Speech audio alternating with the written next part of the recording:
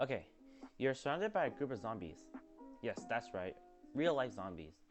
You are alone and some begin to notice your presence. What do? A. You can show off your strength and try to fight them off. B. You can slowly walk backwards and try to quietly leave the area. Or C. Bucket and sprint away. But how about we take a step backwards, before the situation even occurred, and even before the zombie apocalypse started. Let's jump back to a time you're watching TV and wondering, what is the likelihood of a zombie apocalypse occurring? Hello, my name is Colin Chen, and today I'll be presenting you my capstone project on zombie apocalypse. Starting off, let's talk about what is a zombie. So a zombie, also known as the Walking Dead, flesh eaters, and other nicknames, are dead humans or otherwise creatures that have returned back to life. They are a fictional species popularized in movies and TV shows, such as The Walking Dead and World War Z. And fun fact, the word zombies originated from a Congo word, zombie, meaning spirit of the dead person. We will go in depth on this later on. Next up, we have the characteristics of a zombie. Some most common characteristics of zombies include the possession of a strong sense of smell and hearing. They're contagious, meaning that they can affect others really easily. Most have a strong sense of desire to consume human flesh, while some are shown to be very mobile, meaning that they can move at an extremely fast rate. They also tend to be unaffected by physical harm, with the exception of damaging the brain and the heart. Some possess superhuman strength. However, all zombies are known for their rotten flesh. Lastly, they tend to lack proper brain functions. By this, we mean that they lack the ability to communicate with one another, whether that's speaking, listening, and hearing. They also have a poor memory, meaning that they can easily forget things at the moment. And lastly, they are incapable of thinking logically, as seen by their sole desire to simply consume human flesh. Now let's talk about how zombies first came to be. So there are three common or main ways that zombies are born. These include the voodoo, virus, and undead versions. So in the past, the term zombie first originated from a legend that witch doctors perform these rituals, bewitching the dead slaves from Africa, and forced them to conduct evil deeds even in the afterlife. This is the voodoo version, as well as how the term zombie first came to be. In the virus versions, there is typically a virus outbreak that causes humans to mutate into some sort of zombie-like creature. They will later spread it off to others, causing an apocalypse. Lastly, the final way is simply coming back from the dead. Rather than being summoned back by the witch doctors or having some sort of disease take over human bodies, these zombies are magically brought back to life and with the sole goal of hunting humanity. For this presentation, we will solely be focusing on zombies originated from viruses. Now that we have a good understanding of what a zombie is, we can begin discussing real-life diseases that are similar to a zombie. Rabies is a deadly virus transmitted through saliva. The most common way is transferred to others through biting, which is very similar to the behavior of a zombie. Symptoms may include hallucination, hyperactivity, as well as vomiting. Next up is leprosy, which is an infection due to a slow-growing bacteria known as Mycobacterium leprae. This infection causes the decaying of human flesh, and if left untreated, can cause a rotting of the human body as well as inflammation. This infection ties closely with the physical appearance of a zombie. Ophiocordyceps is a fungus that is capable of spreading and invading a human body just within a few days. Once successful, they essentially gain a total control of the human. Without a choice, the humans are left to act like zombies as they cannot think for themselves nor control the body anymore. Next up we have is the chronic wasting disease, also known as the zombie deer disease. This disease causes animals to act witless as well as confused. They also tend to lose weight drastically. This is caused by a protein attacking the brain as well as the spinal tissue. The disease has gained a lot of attention recently due to an increased amount of cases in the past year. With symptoms tied closely to zombie behavior, if the disease were to transfer to a human being, they will definitely be labeled as a real-life zombie. Currently, there is no cure. However, luckily, no human possesses the disease yet. Next one is another prion disease, and prion disease simply means a disease caused by protein attacking the body. Called the Creutzfeldt-Jakob disease, it causes brain disorder that leads to dementia and ultimately death. This is due to humans eating contaminated animal meat, who already possesses this disease in the first place. Symptoms may include memory loss, impaired thinking, as well as sudden jerky movements.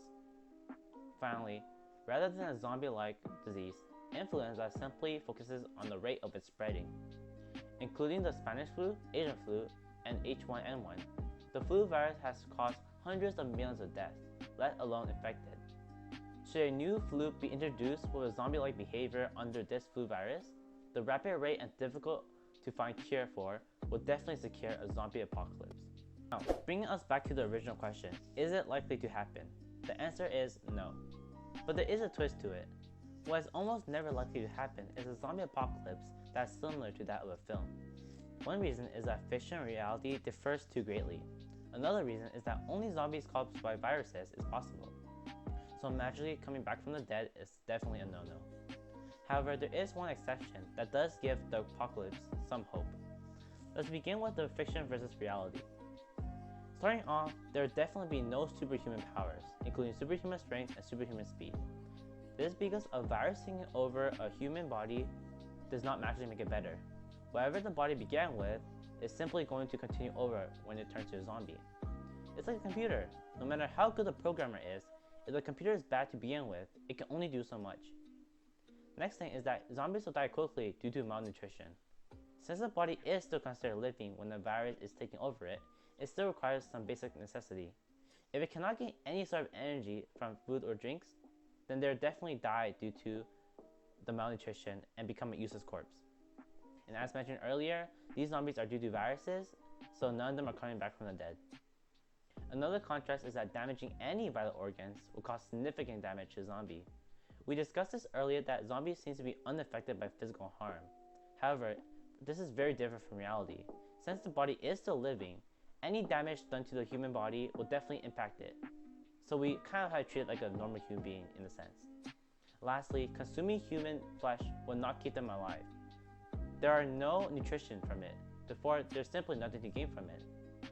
There are tons of other differences, however, these are simply the few ones that I have pointed out. But now many may wonder, what would a zombie look like in reality? Let's talk about that. So there are some common characteristics that can still be found in real-life zombies. First, they continue to be contagious, meaning that they're easily spread to others. This can be due to disease being airborne transferred or spread through bugs and insects. Next, they'll have a short lifespan due to malnutrition, as noted earlier. They'll also possess a human physique, meaning they cannot chase down an 80 km/h car nor endure a swing from a metal bat. The zombies will obviously originate from a virus, and they are to be considered living. Lastly, they will continue to act listless and confused, similar to those in movies. This brings us to a timeline of a zombie apocalypse. This is simply a recap of how a zombie apocalypse would occur from start to finish. So starting off, an unknown zombie-like disease must infect an individual. This one is enough. Next, the disease will slowly but quietly spread to others. By the time authorities and professionals such as doctors and governments are informed, too many will have been infected to be quarantined. With a cure being difficult to find immediately as well, the spreading will definitely continue. Next up, the world leaders will begin to take extreme measures in order to prevent the spreading of this new virus. However, it will definitely be ineffective. With the strict laws and quickly spreading disease, the media will definitely cause the population to panic. Just within a few weeks since the first got infected, billions will catch on to this new disease. Now that the world is in total darkness, the zombie apocalypse will continue until humanity is wiped out. Nevertheless, even though we have concluded that a film like zombie apocalypse won't occur, there is still a small chance that zombie apocalypse will occur. So what happens if this small chance becomes reality? The exception that we discussed earlier relates back to an existing disease, influenza.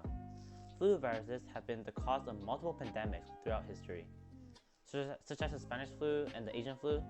These are deadly viruses that have caused millions of deaths. These types of diseases are also difficult to find cure to, and the delay in finding care causes more and more to get infected. Lastly, they're easily contagious and can spread to others quickly.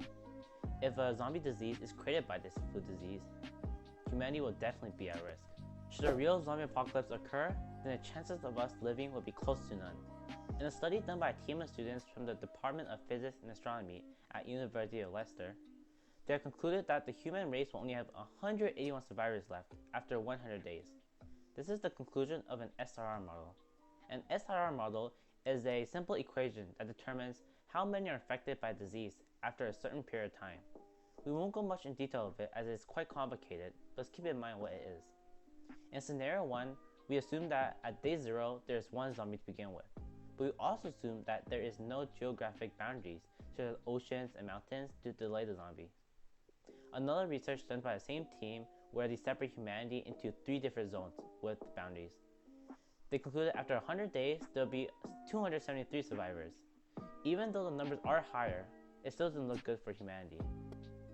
However, even if a zombie apocalypse does have a slight chance of occurring, this isn't what we should be worried about, but rather, prepare for any sort of viral outbreak. Peter Cummings, a neuropathologist at Boston University, as well as the advisor for the Zombie Research Society located at the campus, once said, quote, "Zombies have 2 things that touch on us, and I think one of those is we're afraid of a viral pandemic. Rather than the fear of zombies themselves, it is due to the viral pandemic that humans are scared of." Similar to the current global pandemic, humans aren't fully prepared for a virus outbreak yet. Although we are trying our best to settle down the disease, the large amount of infectant is due to the poor and unprepared actions done by government and society. Should this occur but with a zombie-like disease instead of COVID-19, then we will all definitely be dead by now, or at least otherwise infected. This is why it is never a waste to prepare for future virus outbreaks. Making sure that you have a first aid kit, store food and water, as well as a game plan is not only important for a virus outbreak, but also for natural disasters. Remember, it is never too early to be prepared. Now, why did I choose this topic?